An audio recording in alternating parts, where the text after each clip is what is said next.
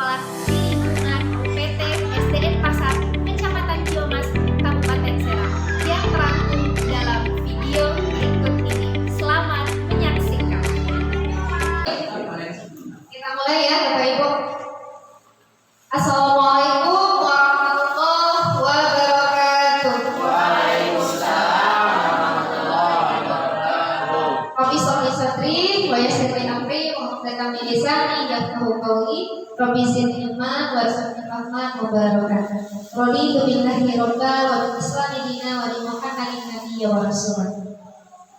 Yang terhormat kepada Ibu Kepala Sekolah atau yang mewakili, yang terhormat kepada Bapak Ibu Dewan Guru yang sudah bersedia hadir di acara siang hari ini.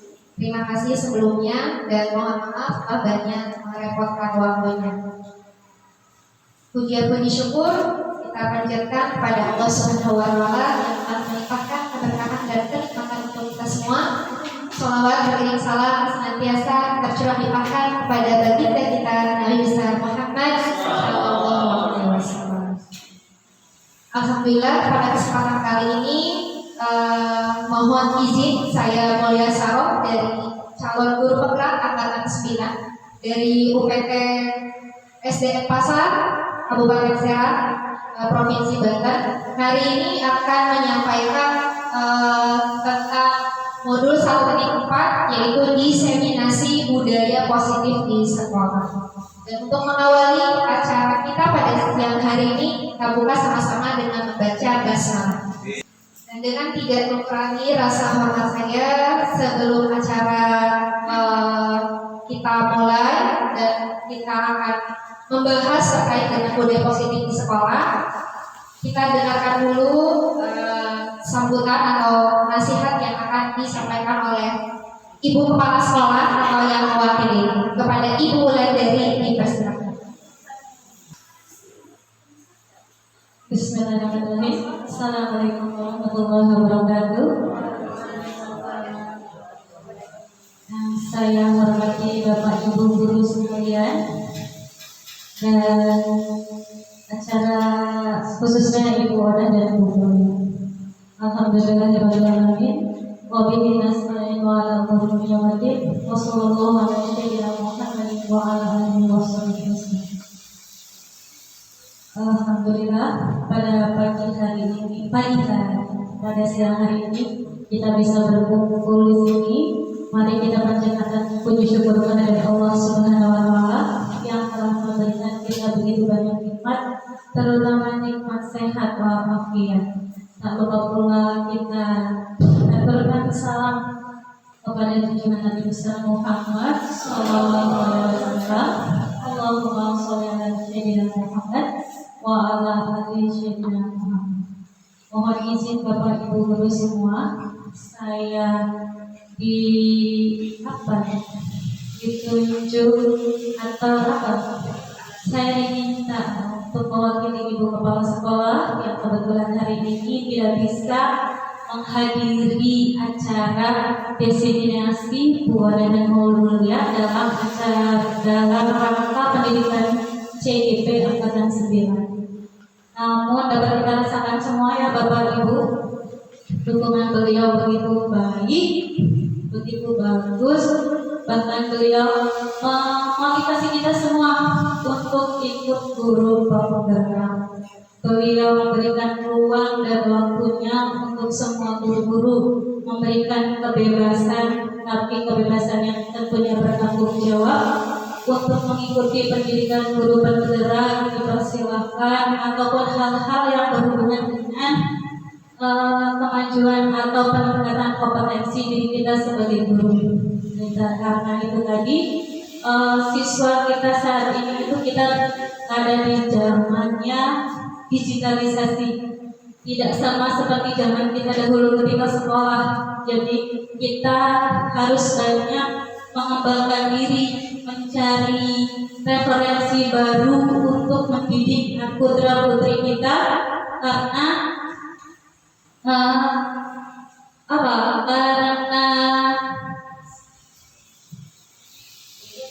karena itu tidak mungkin. Jadi intinya tadi adalah seorang guru itu harus mau belajar sepanjang hayat, dan kita harus mau untuk belajar terus-menerus. Tadi tidak ada alasan mungkin ibu mau udah senior mau nggak orang-orang itu yang benar, tidak ada seperti itu. Jadi kita semua sama-sama belajar sebagai belajar sepanjang hayat itu tadi untuk kebaikan atau kemajuan pendidikan sekolah kita. Ya, dan mungkin bukan dari saya, mungkin dari ibu juga. Intinya kita semua harus mau tadi belajar, kedua semangat mengembangkan diri, yang ketiga mungkin harapan kepada Bu Oda dan Bu Mulia begitu banyak.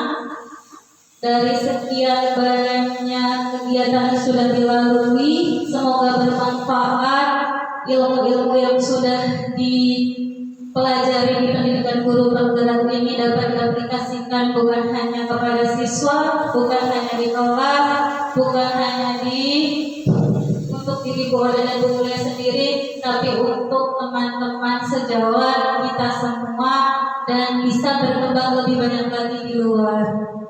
Nah, ada juga CIP yang udah ada dari Ibu Marfa, kita bisa mengambil ilmu atau berbagi sharing tentang pembelajaran, tentang kemajuan demi kemajuan pendidikan di sekolah kita. Mungkin tidak banyak ya Bu ya yang saya sampaikan. Saya akhiri, wabillahi taufiq wal hidayah. Wassalamualaikum warahmatullahi wabarakatuh. Tentang budaya positif di sekolah. Namun sebelumnya saya mengucapkan banyak-banyak terima kasih pada Bapak Ibu Dewan Guru karena telah berkenan untuk bisa mengikuti penyebaran pemahaman kali ini tentang apa itu budaya positif di sekolah. Mungkin sebelumnya kita sudah sering mendengar apa itu kata disiplin, apa itu kata positif. Itu sudah tidak aneh lagi sebenarnya di telinga kita. Tapi pada kesempatan ini di modul yang kami pelajari di modul 1.4 ini merupakan sesuatu hal yang baru, dan saya sama Bu Oda dan saya terutama tuh mendapatkan ilmu baru yang luar biasa, dan ini kalau misalnya diterapkan ini bagus banget gitu kan, bagus banget gitu ya. Kenapa? Karena memang ini memberikan kesempatan lebih banyak agar murid-murid itu bisa lebih mengembangkan potensi mereka masing-masing. Next, Bu Oda. Nah, ini konsep inti dari modul 1.4 budaya positif ini ada 6 bagian. Ada disiplin positif dan nilai-nilai kebajikan universal. Kemudian ada teori motivasi, hukuman, penghargaan, dan restitusi. Yang ketiga adalah keyakinan kelas. Keempat, kebutuhan manusia dan dunia berkualitas. Yang kelima, restitusi sebagai 5 posisi kontrol, dan restitusi sebagai segitiga restitusi. Nah, saya akan menyampaikan bagian 1, 2, dan 3. Kita mulai dari disiplin positif dan nilai-nilai kebajikan. Yang Ibu Bapak pahami selain di slide ini, apa kira-kira disiplin? Ada yang bisa bantu? Kata disiplin menurut yang Bapak Ibu pahami, tertib ya. Disiplin itu tertib kata Bu Tulis. Yang lain ada? Tepat waktu ya, identik dengan tepat waktu ya, disiplin itu. Tertib, tepat waktu. Ada lagi? Aturan. Apa Bu? Mengikuti aturan. Ada lagi? Ada lagi? Oke, itu. Jadi tadi disampaikan oleh Bapak Ibu mengenai disiplin itu aturan, terus tepat waktu, yang mengikuti aturan. Nah, ini kata disiplin kalau dari pengertian berasal dari kata disiplina yang artinya belajar.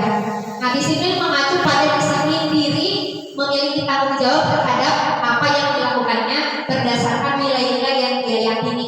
Karena sebetulnya gini, nilai yang diyakini kita itu kan sebenarnya nilai-nilai kebaikan.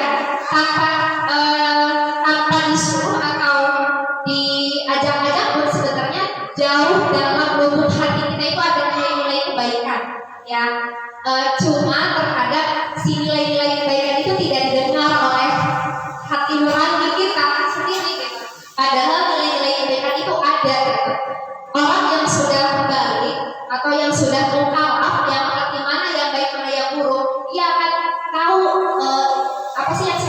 baik yang saya lakukan ini tidak baik. Ketika melakukan hal yang tidak baik, sebenarnya hati nurani itu menolak, ya.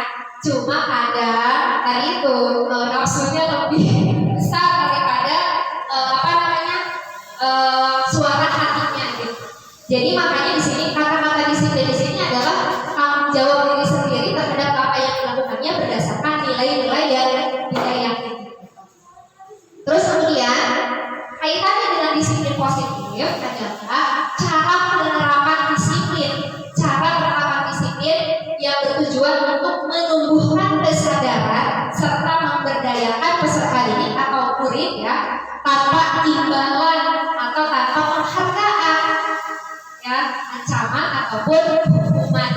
Jadi memang muncul dari dasar hatinya, tanpa iming-iming sesuatu, tanpa aku begini karena pengen dapat hadiah, aku begini karena aku takut, gitu.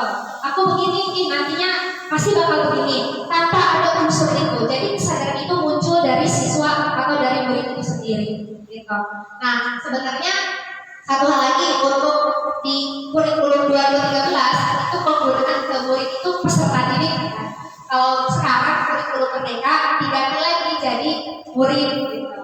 Jadi berubah ininya, tapi pada intinya mah sama, gitu, ya. Oke. Nah, terus kemudian lantas kita sebagai guru itu harus seperti apa?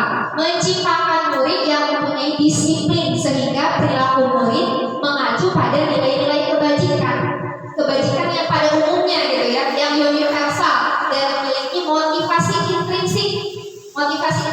Motivasi dari dalam dirinya, motivasi dari dalam diri dalam berperilaku ke arah yang lebih baik. Jadi tujuan guru yaitu, kalau Ki Hajar Dewantara mengibaratkan murid itu seperti benih dan kita sebagai petaninya atau tukang kebunnya.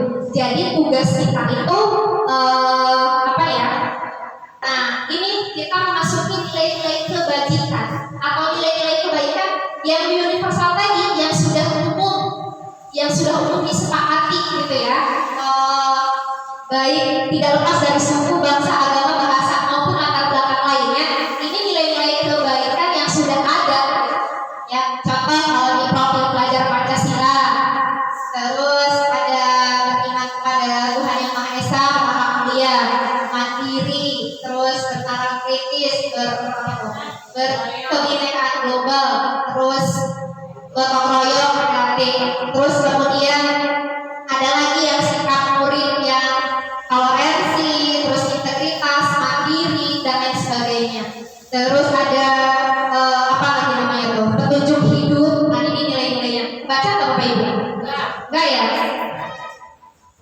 Kurang jelas ya? Keberanian.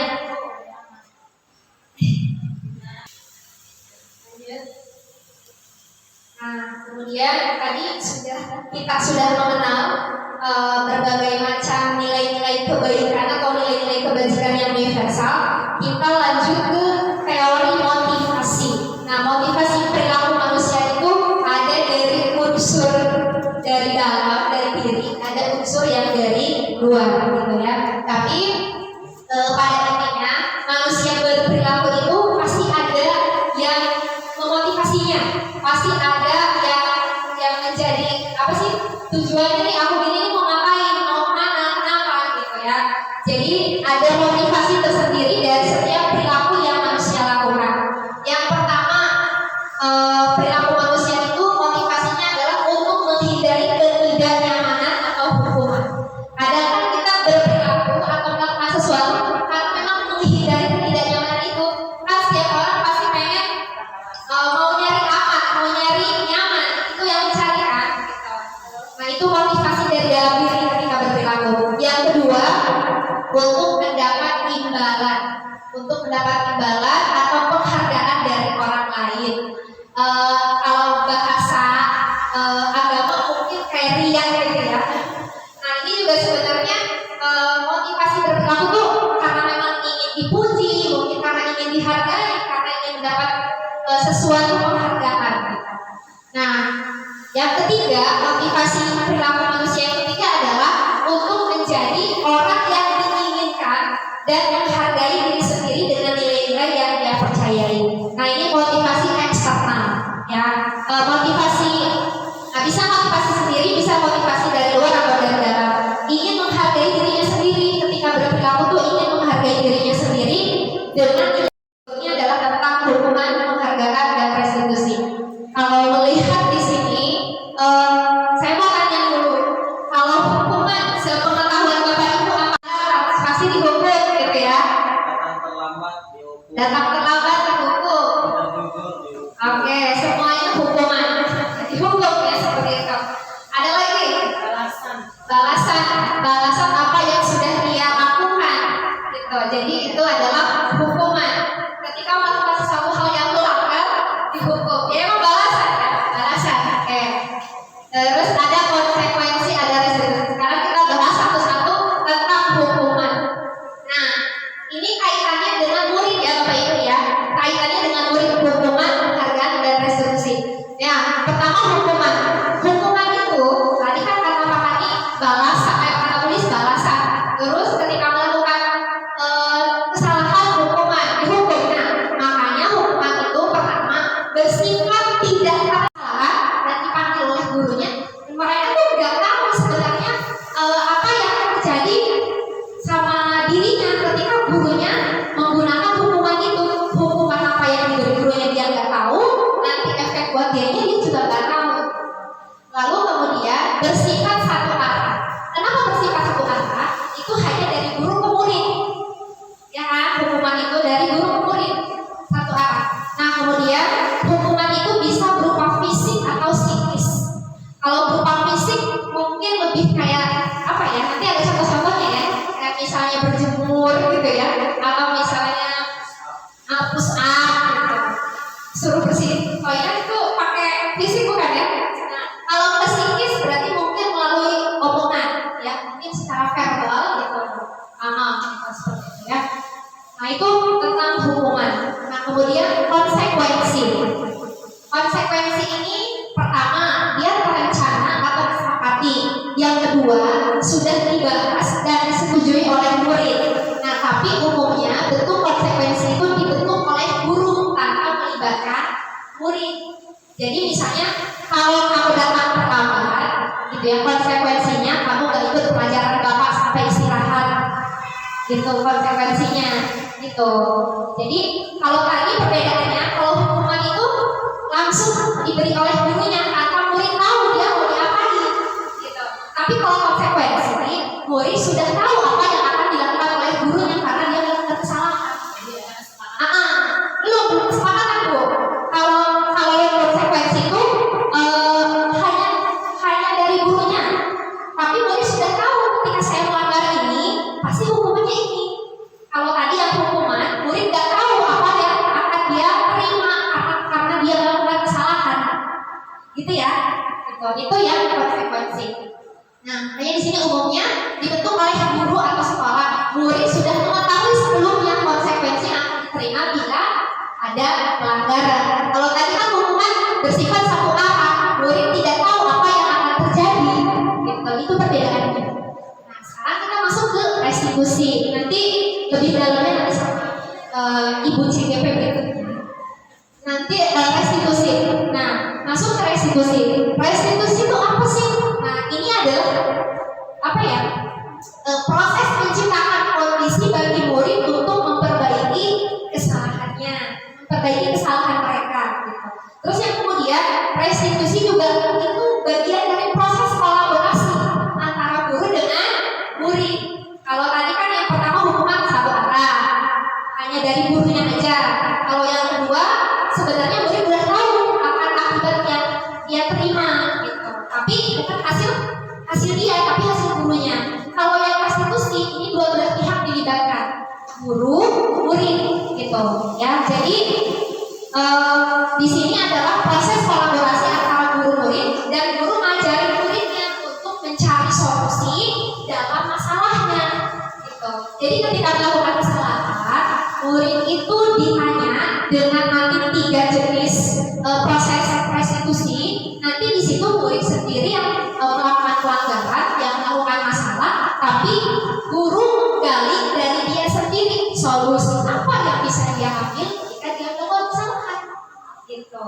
Jadi pemecahan masalahnya dari dia. Oh, saya ada kesiangan, besok dia ada kesiangan lagi, saya berarti harus begini gitu.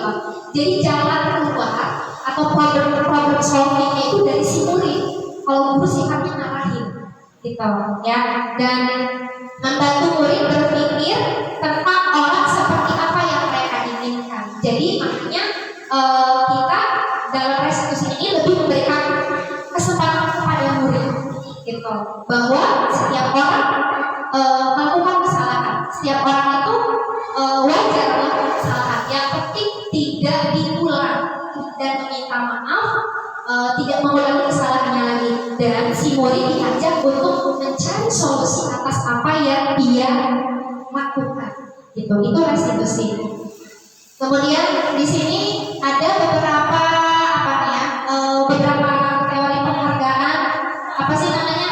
Ada pengaruh jangka panjang, jangka pendek. Mungkin satu contohnya aja buat dari pengaruh jangka panjang.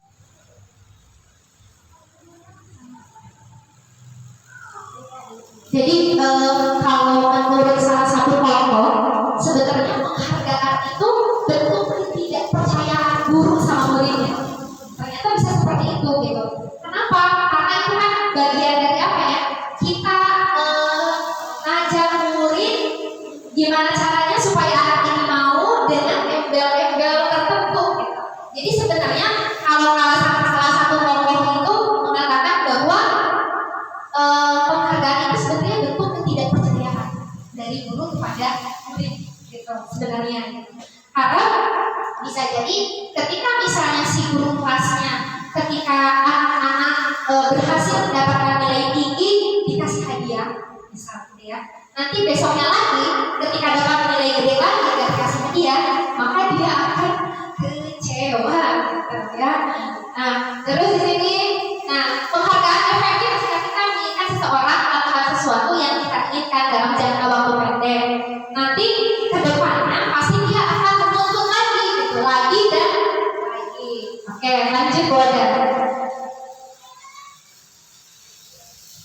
Terakhir adalah bagian dari keyakinan kelas. Nanti abis ini ada sedikit ya Boda.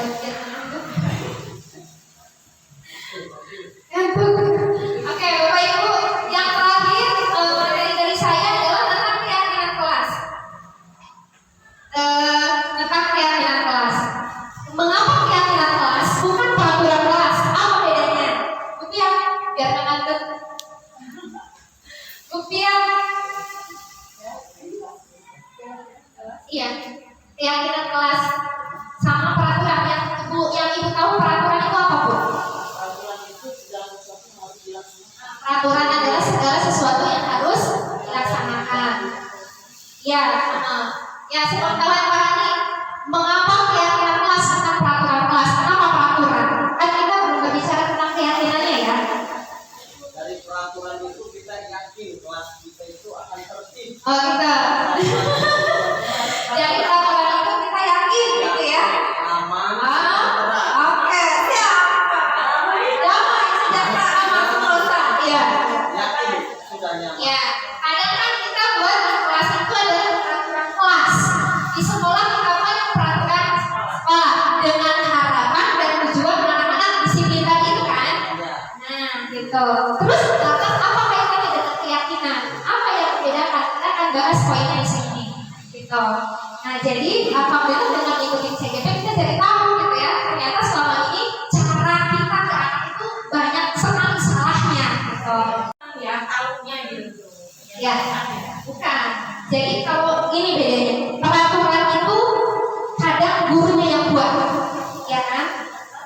Emang iya ya, tapi peraturan itu peraturan kelas atau peraturan sekolah, gurunya yang buat tanpa melibatkan apa maunya anak. Ada yang sudah buat Ini nih gitu ya. Betul. Maka ketika ada pun anak itu melanggar peraturan tadi, jadi kesannya ketika mereka menerima konsekuensi itu terpaksa, gitu kan? Nah, lantas apa kaitannya dengan keyakinan? Mengapa keyakinan? Nah, kita jawab dulu nih pertanyaannya.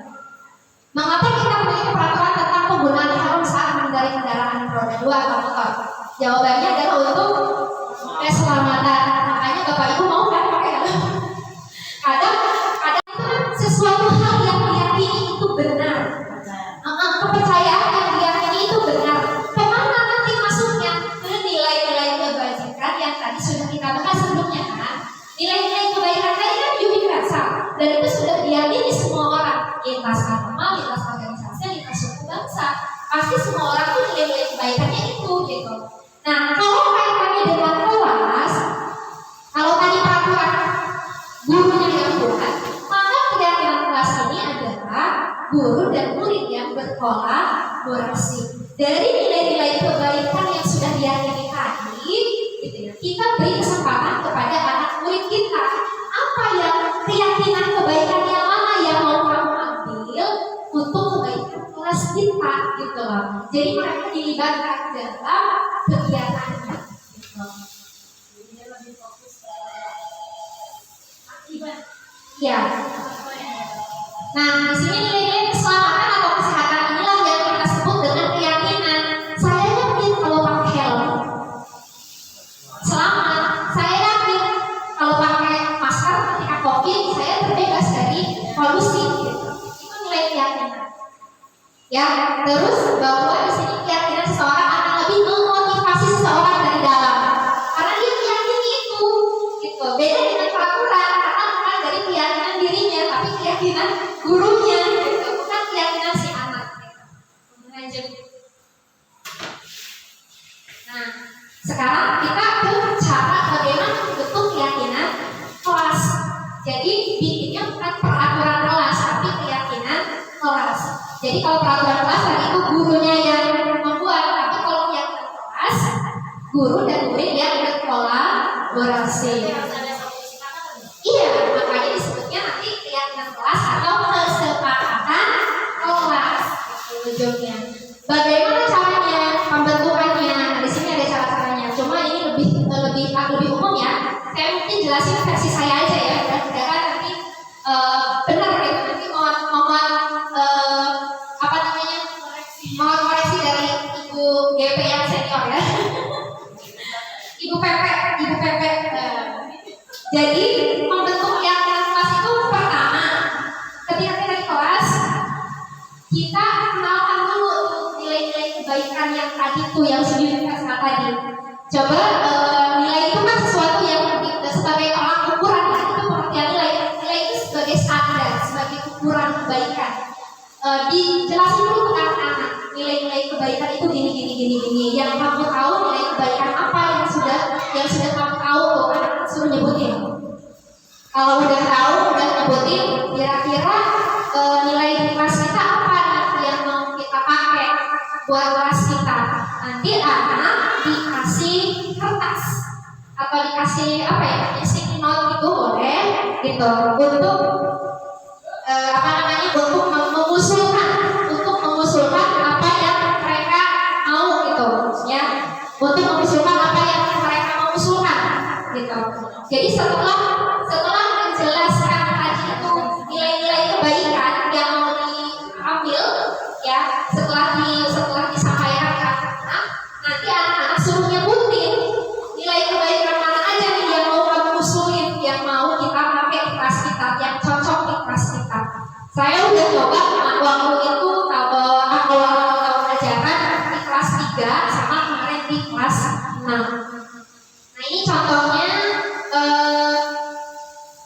pembentukan keyakinan kelas. Di sini ada contoh untuk di kelas 7 yang mau diambil nilai kebaikannya adalah rasa hormat, bekerja, diterima dan dimiliki. Di situ kata-katanya adalah kami meyakini bahwa sangat penting untuk menghormati semua orang. Terus menghormati semua orang dan barang milik orang lain. Nah di sini hormatnya datang tepat waktu, menyapa teman dengan guru setiap hari, tidak hormatnya sering datang terlambat. Nanti nilai kait-kaitan seperti itu.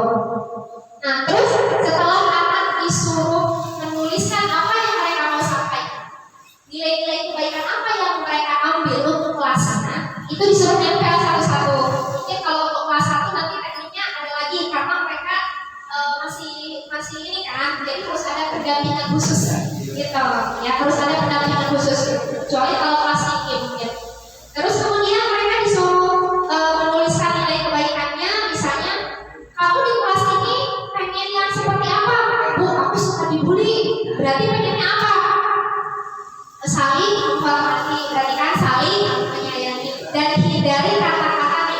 seperti tidak.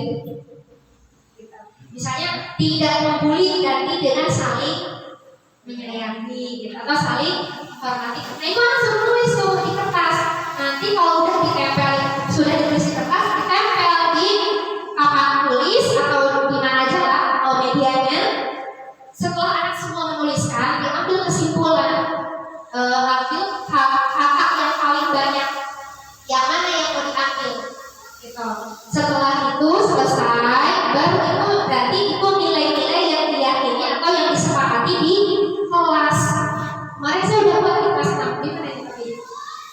Ditempel ya sama anak-anak. Belum ditempel ya? Belum ditempel kayak. Nggak tahu kemana itu ya. Nah itu kesepakatan yang mereka ambil. Jadi namanya diganti lagi, bukan peraturan kelas, tapi kesepakatan atau keyakinan kelas. Karena dibuatnya itu melibatkan anak-anak, dan mereka ketika itu muncul dari saran mereka, mereka akan dengan senang hati melakukannya. Itu tujuannya ke situ. Gitu. Ada nanti di lapangan seperti apa, dan masih tetap harus butuh pendampingan yang lebih ekstra, apalagi dengan jumlah murid yang luar biasa, gitu kan, seperti itu. Nah, setelah anak sudah tadi diyakini bareng-bareng, nanti masuknya kemana? Ke segitiga restitusi.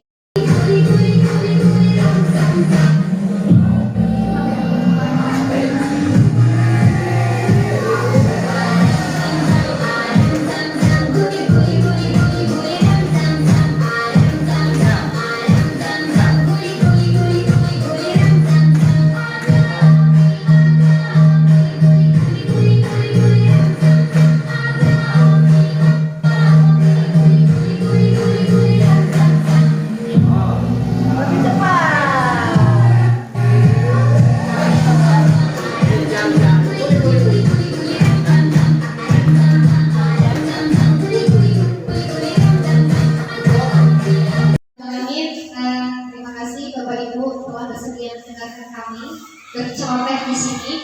Mudah-mudahan apa yang kami sampaikan ini bisa berguna untuk kita semua, dan kita bisa sebisa mungkin untuk bisa mengimplementasikan apa yang sudah tadi kita pelajari bersama-sama. Yang bisa saya simpulkan dari diseminasi disiplin positif pada hari ini adalah bahwa kita sebagai guru dalam pembelajaran sudah saatnya ketika belajar itu berpihak pada murid. Sebisa mungkin kita tahu kebutuhan dasar murid kita apa, karakter mereka seperti apa, biar mereka bisa lebih biar bisa mereka lebih santai, tidak tertekan, dan itu hal-hal negatif lain itu tidak ada. Sebisa mungkin kita bisa lakukan pelan-pelan gitu. Terus kemudian terkait dengan tadi keyakinan kelas segala macam, kita buat bareng-bareng bersama anak, kita sepakati bareng-bareng bersama anak-anak sesuai dengan nilai-nilai kebaikan, nilai-nilai kebajikan yang secara umum sudah ada. Kemudian ketika anak yang tadi melakukan kesalahan, kita tidak serta-merta menghukum mereka, gitu ya. Karena kita juga bukan orang sempurna, gitu ya. Tapi kita memberikan mereka itu penguatan, gitu ya. Tadi yang sudah boleh dijelaskan tentang segitiga restitusi tadi itu, ya, bahwa perbuatan yang mereka lakukan itu wajar. Ketika melakukan kesalahan itu wajar karena kita manusia. Tapi bukan berarti kita mengulangi kesalahan itu. Harus belajar dari kesalahan tadi.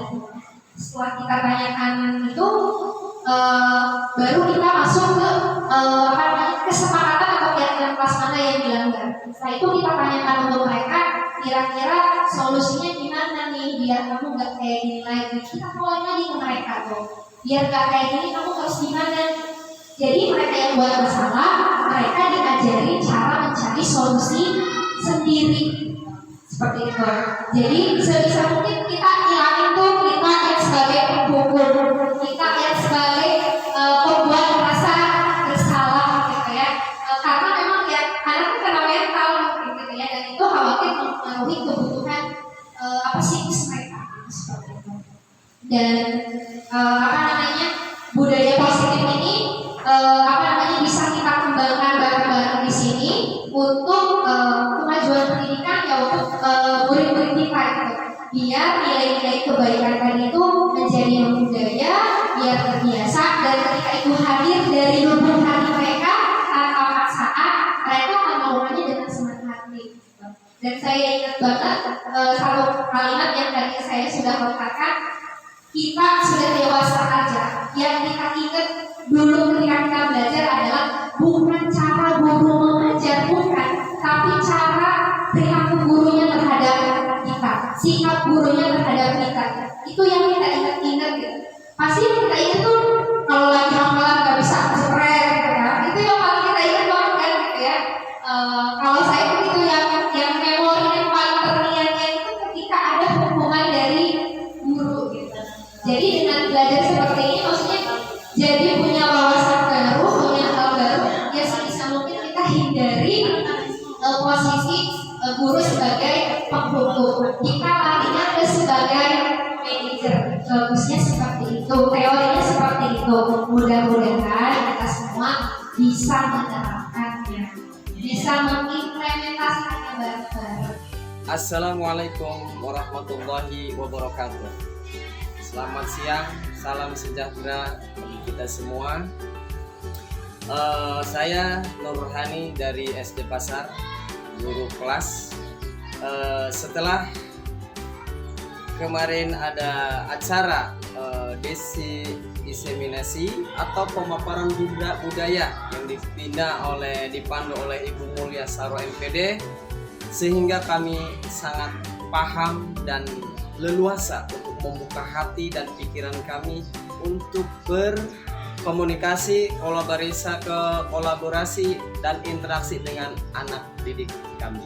Alhamdulillah, selamat Bu Mulia Saro MPD. Semoga sukses, lancar dan terkendali apapun ya rintangan, cobaan, hindarkan penuh kesabaran. Sukses Ibu Mulia Saro MPD. Selamat berjuang. Sukses. Yes, terima kasih. Wassalamualaikum warahmatullahi wabarakatuh. Salam. Assalamualaikum warahmatullahi wabarakatuh. Perkenalkan, nama saya Nanda Dianti, guru PPSD Pasar. Alhamdulillah pada hari ini kami telah mengikuti kegiatan dari calon guru penggerak yaitu Ibu Mulia Saro MPD, yaitu materi tentang diseminasi budaya positif. Kami, terutama saya, sangat senang sekali mengikuti kegiatan tersebut karena banyak sekali pengetahuan dan pemahaman yang telah diberikan oleh Ibu Mulia Saro terkait 5 budaya positif. Mudah-mudahan dengan disampaikannya materi tersebut, saya sebagai guru bisa menerapkannya kepada siswa-siswi kami, terutama saya bisa menjadi guru sebagai manajer di kelas. Selanjutnya, sukses terus untuk Ibu Mulia Saro MPD, terus semangat, salam guru hebat, guru penggerak. Assalamualaikum warahmatullahi wabarakatuh.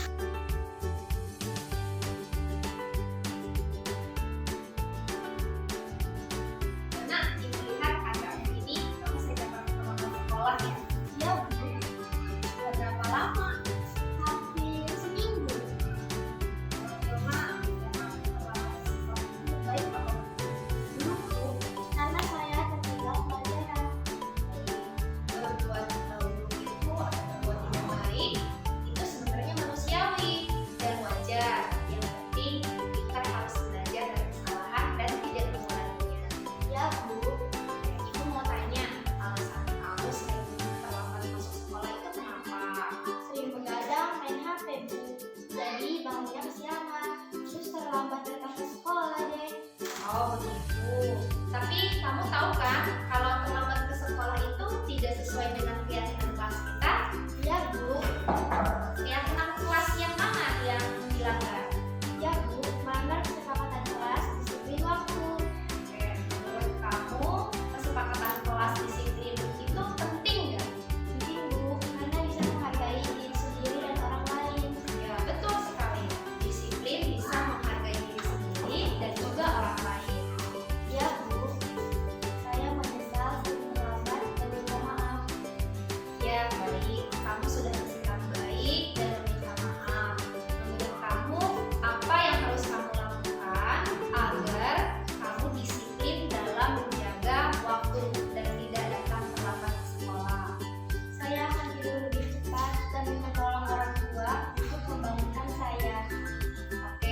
kamu sudah menemukan solusinya dan ibu akan bekerja sama dengan orang tua kamu.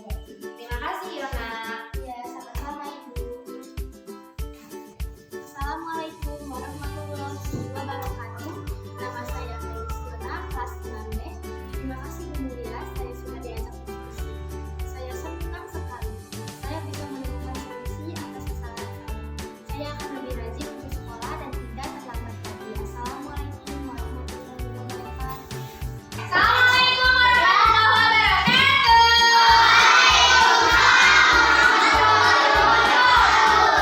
Oke, apa kabar semuanya kelas 4? Baik. Coba ibu tes suara dulu. Kelas 4.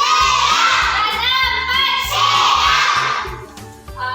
Buka mulut tertawa 3 kali. Mulut tertawa 2 kali. Buka mulut tertawa 1 kali. Buka mulut tertawa tanpa suara. Oke, bagus. Tepuk tangan. Oke, hari ini di kelas 4 Ibu mau ngajak kalian membuat keyakinan kelas atau kesepakatan kelas. Bareng-bareng sama kalian. Setuju ya? Setuju. Oke, sebelum kita buat Ibu mau tanya dulu. Ada yang sudah pernah dengar nggak keyakinan kelas itu apa? Atau kesepakatan kelas itu apa? Ada? Ada? Di mana? Di mana? Di sekolah.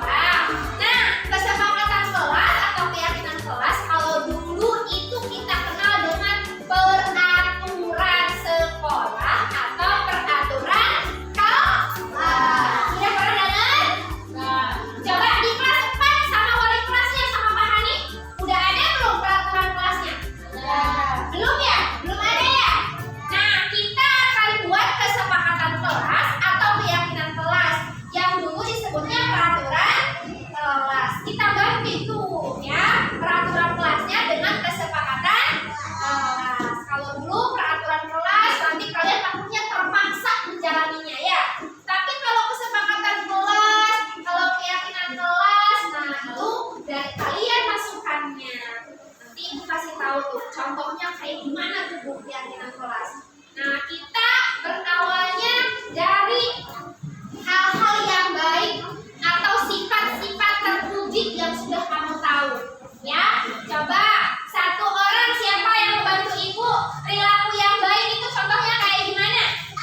Nah, gimana? Perilaku yang baik? Tidak membuli orang tuh. Itu berarti sifat baik apa buruk? Yakin ya? Yakin tuh. Falah yakin kalau membuli orang itu tidak baik tuh. Berarti kan keyakinan tuh. Terus apa lagi? Apa lagi tadi Yasmin? Tadi apa? Perilaku baik yang Yasmin tahu. Kayak gimana?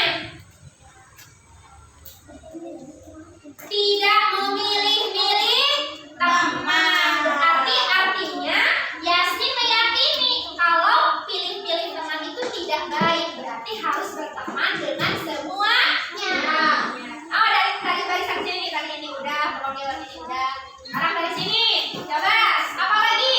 Perilaku atau nilai baik yang sudah kamu tahu harus gimana nih sebagai umat Islam kan? Sebagai umat Islam tuh harus apa? Menjaga kebersihan. Oke, cakep banget tuh. Kan ada dalam Islam tuh dalam hadisnya. Anadofatu minal iman. Menjaga kebersihan sebagian dari iman. Bagus sekali barisan sini.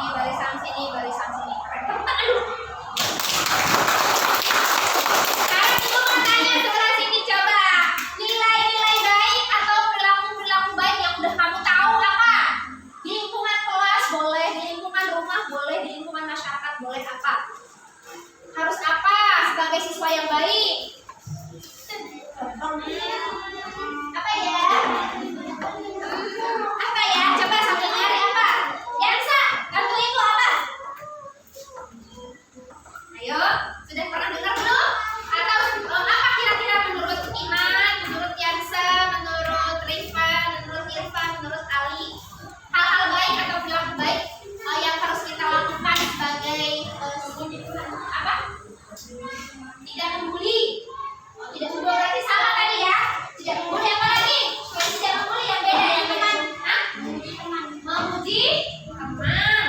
Terus apa lagi? Tidak boleh ejek-ejekan tuh katanya. Berarti Rifan yakin kalau ngejek teman itu perilaku buruk. Berarti harus dilakukan atau harus dihindari? Dihindarkan. Masa dilakukan? Berarti kalau tidak ejek-ejekan sama aja dengan sesama teman harus apa? Saling menyayangi. Keren, guys, amin. Coba nilai baik atau perilaku baik apa tuh kita sebagai orang Islam atau sebagai anak-anak, sebagai murid, apa kira-kira? Tidak pukulan. Pukul kan sakit ya? Berarti Aska yakin kalau pukul teman itu nggak baik, nggak boleh karena menyakit. Emang di kelas suka ada yang pukul-pukulan ya? Ada. Jangan menyakiti fisik. Berarti kalau tidak pukul-pukulan harus apa? Saling menyayangi. Saling apa lagi? Saling menghormati. Saling menghargai. Berarti tuh nggak boleh tuh ejek-ejekan, nggak boleh pukul-pukulan. Kan lagunya udah dikasih tahu bareng-bareng kemarin kita nyanyi. Masih ingat nggak lagunya? Coba kita nyanyi bareng-bareng. 3, 2, 1. Di sini teman, di sana teman, di mana-mana kita berteman. Ada musuh, ada lawan, semuanya saling menyayangi.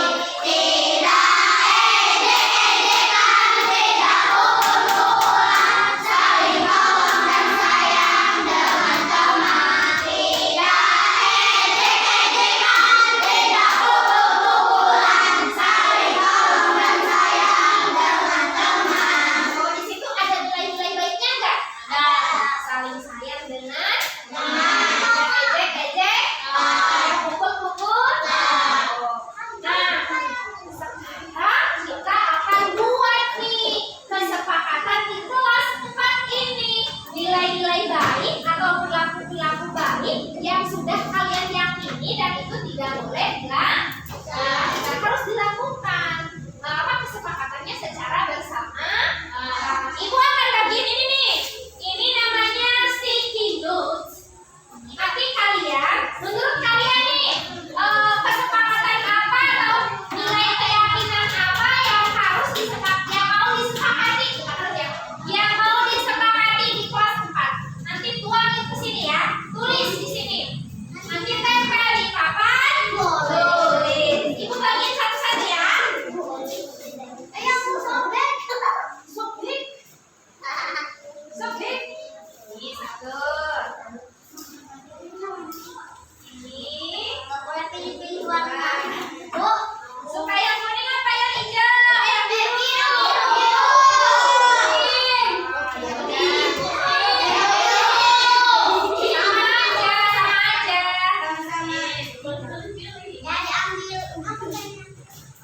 Sama aja. Nanti tulis di sini ya.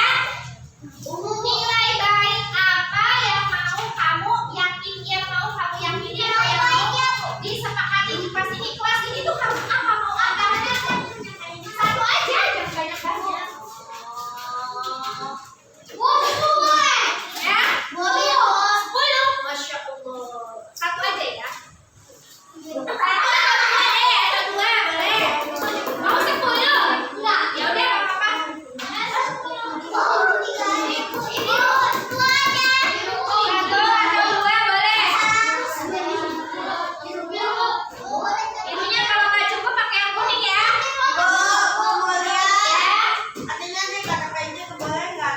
Boleh. Kalau minum nggak cukup yang kuning ya.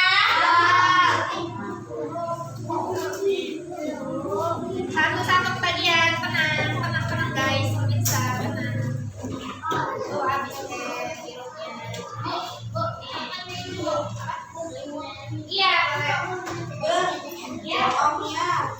Yang punya tempel di papan tulis. Yang punya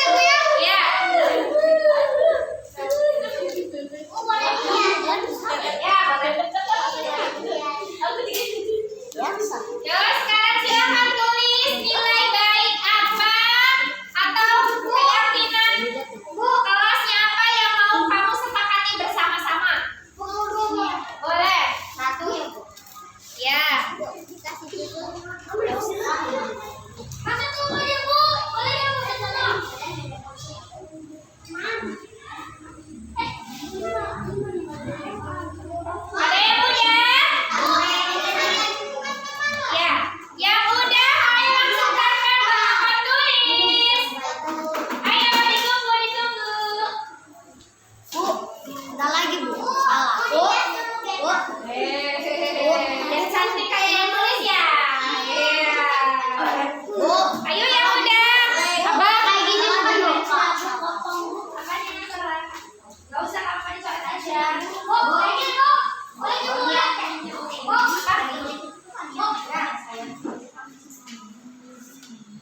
begini Pak. Bu, begini.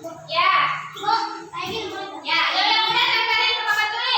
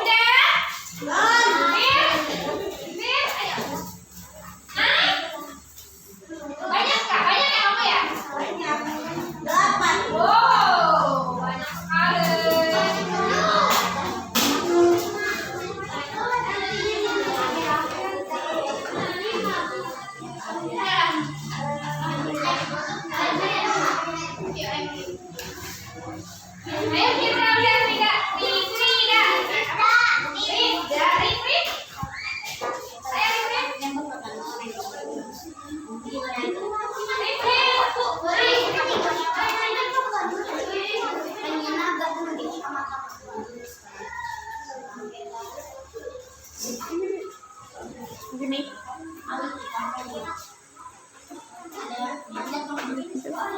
Oke, sekarang sambil nunggu kita rapihin dulu ya. Biar di sini buat kerampung. Oke. Kita rapikan dulu. Ke sini. Kita rapikan ya. Oh, yang ke atas. Mana? Oh iya. Ini naik lagi ke puncak gunung. Ini gimana Bang?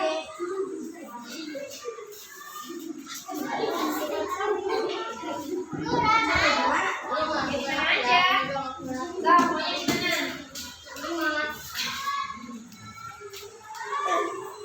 Oke, sudah semua ya? Sudah semua?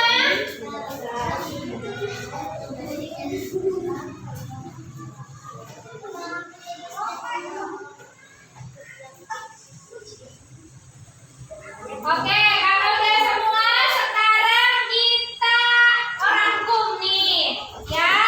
Mana nanti keyakinan kelas yang mau disepakati di kelas ini, kita pilih bareng-bareng ya. Ini usulannya dari kalian semua kan? Oke, kita lihat. Ada sopan santun. Kita cari mana lagi yang sopan santun? Sopan santun. Oke, kita tulis ya. Berarti keyakinan kelas 4A. Satu, kita lihat. Yang sopan santun ada berapa nih? Satu.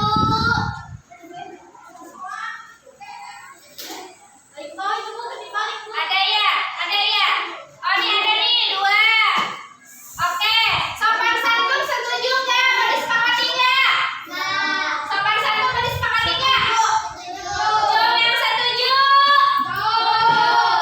Berarti kelas 4 keyakinannya harus sopan santun. Tulis sopan santun. Nih, sekarang kita pilih yang kedua ya. Apa nih? Ada tidak ejek-ejekan, tidak pukul-pukulan, tidak membedakan teman.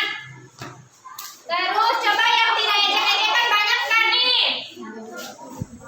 Oke, makasih.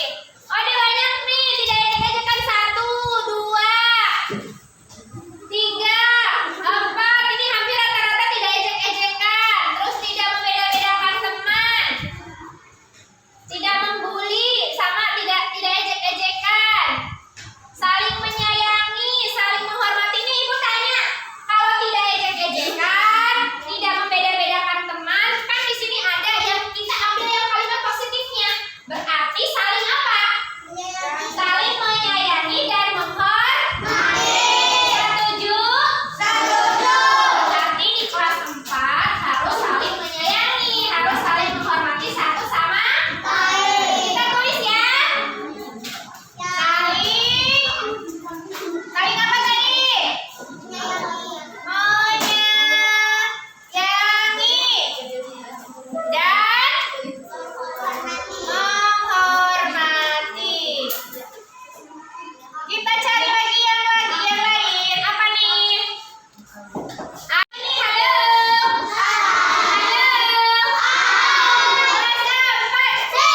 Oke, kita cekidot lagi di sini. Ada apa nih? Menjaga kebersihan katanya nih. Ada lagi enggak?